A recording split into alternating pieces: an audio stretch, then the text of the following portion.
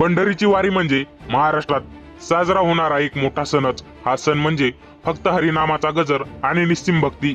आषाढीच्या उल्हासात मनाला ओढ लागते ती पंढरीच्या वारीची. हरिमय झालेले असंख्य वारकरी कित्येक किलोमीटरचा रस्ता तुडवत त्या पांडुरंग परमात्म्याला पाहण्यासाठी जातात आणि हा अनुपम सोहळा उभा महाराष्ट्र तल्लीन होऊन पाहत असतो. प्रस्थान सोहळे पार पडत ज्ञानबा तुकाराम गजर करत पालख्या आता पंढरपूरच्या दिशेने निघाल्या आहेत. हा पंढरीचा पांडुरंग म्हणजे अवघ्या महाराष्ट्राचे आराध्य दैवत. ही पंढरीची वारी हजारो वर्ष अविर सुरू आहे आणि ती पुढेही राहील. पण 16व्या शतकात हे एवढं सहज नव्हतं. छत्रपती संभाजी महाराजांच्या कालखंडात जेव्हा औरंगजेब मोठ्या फौजेनिशी स्वराज्यावर चालून आला, संत ज्ञानेश्वर महाराज व संत श्रेष्ठ तुकाराम महाराज यांच्या पादुका एकाच पालखीतून एकत्रितपणे पंढरपूरला जात होत्या. औरंगजेबाच्या लाखोच्या फौजेकडून जाणीवपूर्वक पालखीला त्रास दिला जायचा. तेव्हा छत्रपती संभाजी महाराजांनी पालखी सोहळ्याला संरक्षण देण्याची भूमिका घेतली. महाराणी येसुबाई यांच्या पोटी पुत्ररत्न जन्माला आले होते, श्री शाहू महाराज. या समयी देऊवरून खुद्द महादेव महाराज त्यांना आशीर्वाद देण्यासाठी आले होते.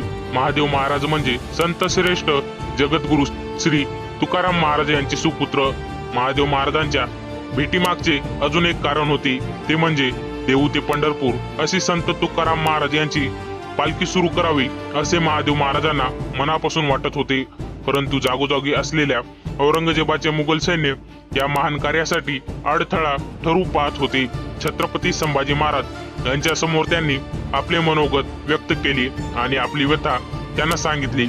शंभूराजांनी तात्काळ या आषाढी वारीला आपली संमती दर्शवली.